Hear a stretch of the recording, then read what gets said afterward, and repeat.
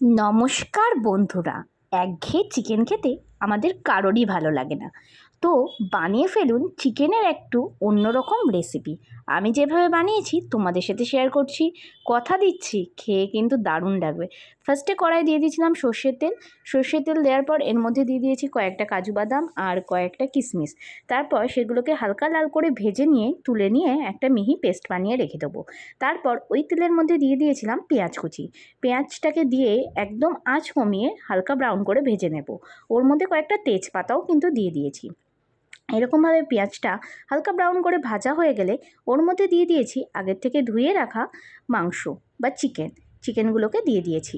তো দিয়ে ভালো করে কিন্তু একটু পেঁয়াজের সাথে ভেজে নিতে হবে। মাংসটা কিন্তু একটু সাদা সাদা মতো হয়ে যাবে ভাজা হয়ে গেলে। এদিকে আদা রসুন কাঁচা লঙ্কার একটা পেস্ট বানিয়ে নিয়েছি। কয়েকটা এলাচের টুকরো দিয়ে দিলাম মাংসটার মধ্যে। তারপর ওই আদা রসুন কাঁচা লঙ্কার পেস্টটা কিন্তু দিয়ে দিলাম। দিয়ে কিন্তু একটু ঢাকা দিয়ে কিছুক্ষণ একটু কষিয়ে নেব। তো দেখো মাংসটা দিয়ে কিন্তু অনেকটাই জল বার হয়েছে। তো এইভাবে কিছুক্ষণ একটু নেড়ে চেড়ে নেব আদা রসুনের কাঁচা গন্ধটা যাওয়া অবধি। তারপর ওর মধ্যে দিয়ে দিলাম একটু টমেটো বাটা দিয়ে তারপরে দিয়ে দিলাম একটু জিরের গুঁড়ো আর সামান্য পরিমাণ কাশ্মীরি লঙ্কার গুঁড়ো দিয়ে আবার একটু ঢেকে কিছুক্ষণ হতে দেবো। তারপর দিয়ে দিলাম লাল লঙ্কার গুঁড়ো আর একটু হলুদ গুঁড়ো। ঝালটা তোমরা তোমাদের স্বাদ অনুযায়ী দেবে। তারপর একদম কষিয়ে নিয়েছি ঢেকে ঢেকে আঁচ কমিয়ে। এইরকম একটা সুন্দর কালার ছেড়েছে কিন্তু মাংসটা দিয়ে।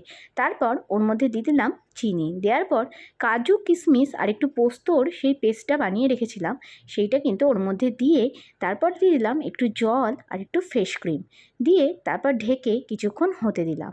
দেখো কতটা সুন্দর হয়ে গেছে, মাংসটাও কিন্তু সিদ্ধ হয়ে গেছে। দিয়ে দিলাম কয়েকটা চেরা কাঁচা লঙ্কা। তারপর নামানোর আগে দিয়ে দিলাম একটু গরম মশলার গুঁড়ো আর সামান্য পরিমাণ ঘি দিয়ে নামিয়ে নিলাম এই চিকেনের রেসিপিটা। পোলাও রুটি সব কিছুর সাথে কিন্তু দারুণ লাগে এই রেসিপিটা। একবার জাস্ট বাড়িতে বানিয়ে খাও আর আমাকে জানাও যে কেমন লাগলো এই রেসিপিটা। ভালো থেকো সকলে, সুস্থ থেকো।